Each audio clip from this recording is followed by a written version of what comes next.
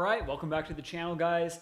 My name's Soren. If you haven't been here before, this is going to be going over offers, content, and systems. Just a couple of things I've been working on with clients literally just like today. And I've been thinking about this, so this is what we're going to talk about. If you guys are new to the channel and are growing your businesses, and especially if you're in that like 10 to 20K point and you're trying to scale up to 50, 100K months, please subscribe to the channel. Most of my content is geared towards helping you get towards that point. And be sure to like this video, send it to any of your friends or other colleagues or business partners that are working in your business trying to scale up. Again, just here to help you grow your business. Jumping in, let's talk about offers. So was working with several different clients on offers today. And one of the things that's really difficult about offers is so many people, they really try and overcomplicate their offers. Not even intentionally. It's just one of those things where it's so easy. And people think they have to have this super unique offer that no one's heard of before. And it's just going to be revolutionary to the market. Truth of the matter is, if no one's done your offer before, it probably sucks. Very rarely are you the first person to market with the iPhone. And truth of the matter, if we really want to be honest here, the iPhone was not the first smartphone. There was already tons of other smartphones on the market. They just had a really good idea to have something that's really easy to use, really uniform to use out of the box to really sell to people across America and really service that like business market. Whereas like Android phones, like they're really customizable. And if you're not a tech person, especially back then, they were a lot more, what's the word?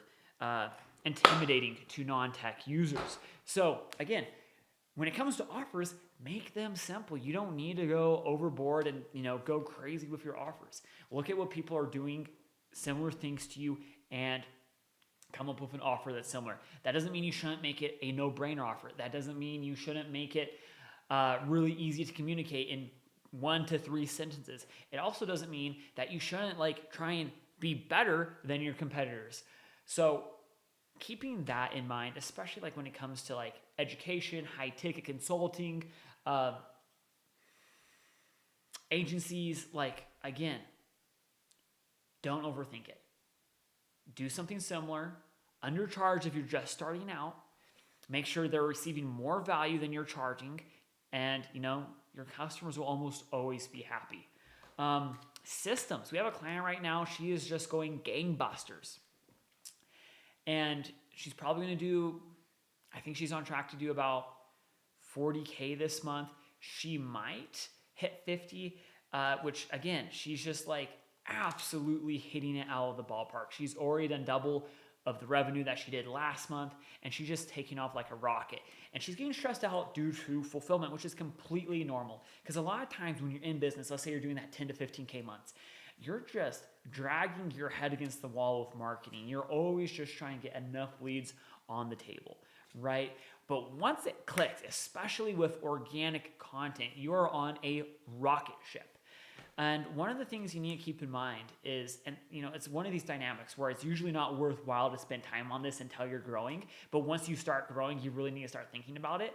And it's systematizing, it's templating, and it's automating all of your processes so that you're spending time on things that really matter in your business, like marketing and sales, and making sure you have really good fulfillment, other than doing like the nitpicky things within those categories. So for example, like really easy things to automate, especially when it comes to client fulfillment, that just makes your life so much easier. It makes your client experience so much better, is making sure that you have your onboarding process really automated. If you don't have a system for this, honestly, I recommend GHL. There's not like, it's not the most perfect system, but it's really awesome because you're able to automate text out of it, and you're also able to automate emails. It's not the greatest email marketing tool. It's not the greatest texting tool, but you can automate both of those going out of there. So you can have onboarding text messages when payment is received, same with emails, and when contracts are signed and in place. This is huge because then you can start onboarding your client. And like if you're doing like high ticket coaching, you can get them into the community, the modules. You can, if you're doing an agency model, you can get them, let's say you're doing like social media management with video editing, you can get them uploading their content already so your editors can have that handoff, and it's a really smooth starting process. Again, having those little things automated so it pulls that information in and sends it out immediately just makes life so much easier. And like, for example, with that client, she's probably spending about an hour and a half on each client, like getting their phone number, texting them, sending out the emails, making sure it's customized to them, all these little things. It's like, just like death by 1,000 cuts. That's not something I'm into, I'm not into that type of torture. I like, having my business work for me so I can go do things I really like trail run and ski, get out there in nature and, see how high up a mountain I can get in crazy weather, So doing that makes like a huge difference. The other thing is it will also up your retention a ton. If you haven't read the book, Never Lose a Customer Again by Joey Coleman, I highly recommend it. And if you can get this onboarding process automated, it makes it that much easier to get your client a win within that first 24 hours. And if you can get a client a win within the first 24 hours, you earn a sense of loyalty that, people just trust you a lot more down the road. It allows you, and I'm not saying that you should mess up, but it allows you more leniency down the road because you've already established that trust. If you have a slow, process, if you're, slow to the game, if they don't get results quickly, all of these things, they're negative marks against you, whether they consciously think that or not. So like doing these little things make a huge difference in you actually being able to successfully scale up your business. Other systems, as far as marketing, like scheduling your content out, it's better to use a scheduler unless they get 10% less views on average than it is to not post. Obviously, people like Alex Ramosi say it is best to post manually, and of course, I agree with them. Fact of the matter is, though, that he spends probably between 50 to 100K a month on creating content between his graphic designers, his editors, his strategists, all of that for all of the different platforms. And you probably don't have that much money to spend, let alone that much revenue. So making sure you get content out every single day, just use a scheduler, right? And as far as sales go, again, same thing. Make sure you have automated reminders going out. It does pay if you can do a manual interaction with them, like a text message going out to get them to engage as soon as they book in. That does make a huge difference. Automated reminders, again, to show up to sales calls, bare minimum, right?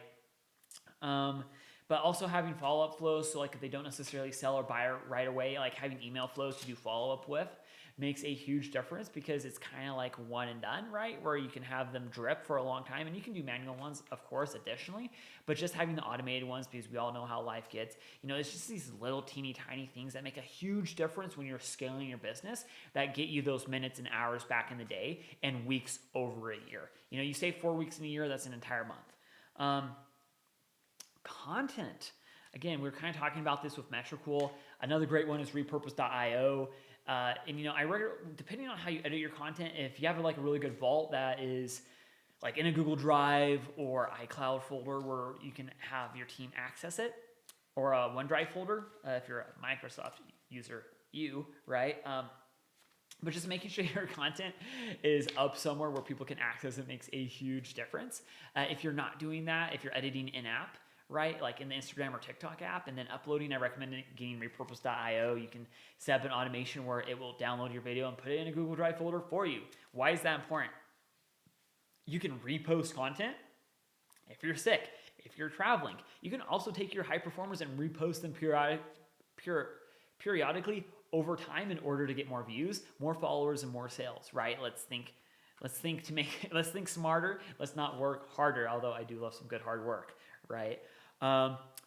And just content in general, not just automating content, but people really struggle. And again, we teach the converts framework. It's how you can actually take, content-backed psychology, or, really take psychology, infuse how people react to your content into it in order to drive sales and conversions. And one of the things people do is they really overthink content in general, right? They think things have to be like done a very certain way. The truth of the matter is there is no 1000% right way to do content. There are wrong ways to do content. But the right way is whatever works best for you, best for your business, best for your niche. And all of those things are different. I was talking to a couple of more product, not even directly product. One is a renovation company that specializes in kitchen cabinetry. And we were also talking about, I have another client they have a client. How convoluted is that? and they have like a blinds company, right? So they're like two kind of like product-ish based companies, but like one of the really big things. Oh, and someone in the beauty space doing lashes. So like those three companies. Also, another nail client. So another beauty space one. But with all of those, so like two of them are serviced, two of them are product based, but they're all kind of like, they're very visual. And the really powerful thing again with them, that like, it's something that I really can't do in my business, right? It's hard to do a before and after on a service based business or an agency business that's across the country in Cincinnati, right? It just doesn't make that much sense.